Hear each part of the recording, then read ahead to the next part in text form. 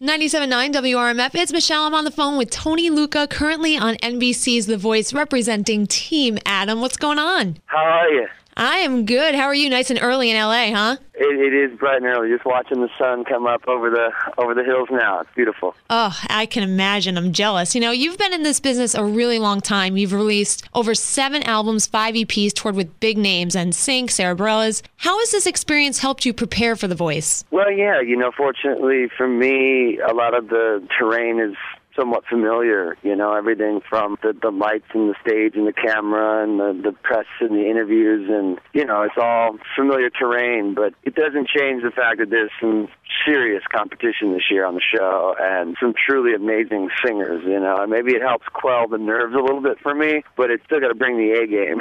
Absolutely. And, speaking of all that experience, what made you feel that you wanted to try out for the show? I was really sort of taken by the show's formula, that they don't shy away from pre-existing careers and somewhat established artists, but they highlight it. Like that's part of the format is that they're really it's an artist-friendly showcase, and it's strictly based on your voice. So I said, well, that seems legitimate, and hey, if they're cool with what I've done so far, then I'm in. Absolutely. And speaking of what you've done so far, going back to your earlier years, Mouseketeer days working with Christina Aguilera, she mentioned that Britney Spears had a crush on you. If you knew back then, would you have gone out with her?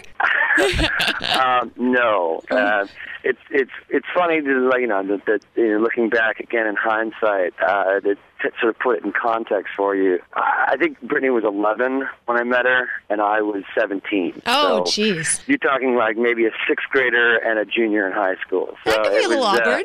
Yeah, so it not was legal. Easy to assume that the younger kids sort of looked up to the older kids, and as well, I was dating Carrie Russell at the time, so right. I wasn't missing out on Yeah, But as well, I absolutely. think Britney thought the world of Carrie, and I think that might have included maybe her boyfriend. Yeah. And speaking of your Mouseketeer days, you worked with Christina Aguilera too. What was the deal there? Did she really not recognize you during the blind auditions? Because it did seem like she might have, but then it also looked like the producers had to tell her. I think especially in light of last week's drama, I think it's safe to say that no, she did not recognize me. Yeah. She was informed by producers, and so when she came backstage, as staged as it kind of maybe seemed, it was genuine. It was legitimately right.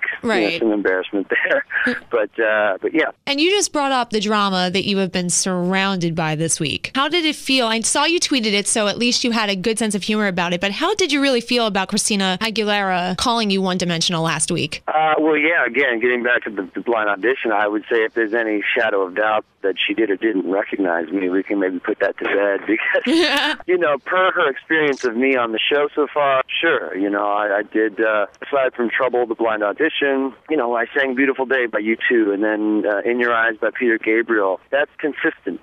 It's not static. That is sort of one avenue of music and genre. She's yet to see me sit down at the piano or pick up a guitar. So to her defense, yeah, maybe what she has seen of me on the show has been one-dimensional. Of course, the tone and the intention behind her calling me that, as opposed to just saying what she has seen so far has been one-dimensional, then it gets personal and it sounds kind of ugly, and, you start to question the intention or the motive behind it. Do you think there was a motive? Because, she also took a jab at you for something totally out of your control, which is clearly, the power of social media when you have Justin Timberlake tweeting for your support and Sarah Bareilles, and she basically straight out said you're not the best singer in the competition and that this shouldn't be a popularity contest. It's kind of out of your control. So what are your thoughts on that? Because it did seem pretty personal. Yeah, she has a responsibility as a pillar of this institution that is The Voice, and its infancy still. She has a responsibility to voice concerns, I think, for the show at large. And I think if I may be the first one to come along on the show who's had such a sizable outside influence, but I won't be the last, especially if they continue to bring in people that have pre-existing careers. So I think it's important that she voiced that. You know, she has a responsibility to. But again, it gets personal, and the tone gets sort of gnarly when when she has to bring Justin into it, and you know, there's a bit of a double standard. There's you know, Jermaine Paul's Alicia Keys, right, and where that was never mentioned. Personal, you know, right, and so I understand her concern for the show's sake. But to just flat out say that she thinks there are better voices in the contest, I'm not going to disagree with her there, but at the same time, it's a bit much. It was a bit heavy-handed, and like I said, I think no matter what I sang or how well I sang it, she had some talking points that she wanted to get to, and that just seemed apparent because she almost, going back and watching it, she almost seems nervous saying them, and clearly couldn't look me in the eye when she said them, and that's unfortunate, I think. Yeah, absolutely, and I think that totally proves that she knew that what she was saying was totally wrong. I'm not going to say wrong. I'm just saying, like, I certainly wouldn't be on this show if I wasn't opening myself to criticism and constructive criticism and other people's opinions of me. That's fine, you know, and 9 times out of 10, you know, when someone says something that's not favorable, that's what sticks with you. It gets under your skin, it gets in your head, and you apply it towards your future effort, and that's obviously what's happening, and that's cool. But you know, yeah, I think she could maybe dial it back a bit.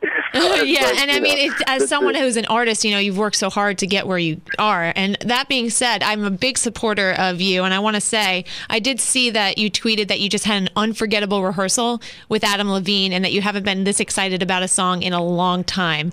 Can you give maybe like a little hint as to what you're doing? Is it going to be something totally different to prove you're not one-dimensional next week? It's going to be something completely unexpected, but it is going to be it's going to be consistent with my, you know, the body of my other work. You know, it's going to sound like something that if you were a fan of mine, you might recognize a little more of me in this one. But yeah, I can tell you right now that we're gonna be making television history. Ooh, not even. Can I get a little bit more? You can't leave me with that. You just don't want to miss it. That's all. I really like. Is there someone joining you on stage? What does that mean? No, there will be no special guests. It's going to be a little more production than I'm accustomed to, or at least than folks have seen in me on the show so far. And this is going to be on next week's show? This will be next Monday. Team Adam has this week off. Blake and Christina's teams compete tonight. Next Monday. Ooh, we're going to have to tune in. So yeah, April 23rd is the date.